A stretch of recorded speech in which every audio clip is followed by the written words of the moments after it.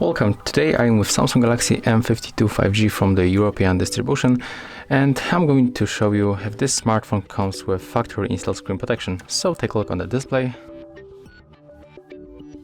As you can see, unfortunately, when you take a look on the edges or camera cutout, we cannot find here any kind of the protection. So there's no foil, there's no tempered glass. So if you want to protect your display from scratches or breaks, you can definitely invest in some kind of the protection like tempered glass, for example. So yeah, we cannot find here any kind of the protection as a default on the screen. If you will find this video helpful, remember to leave a like, comment and subscribe.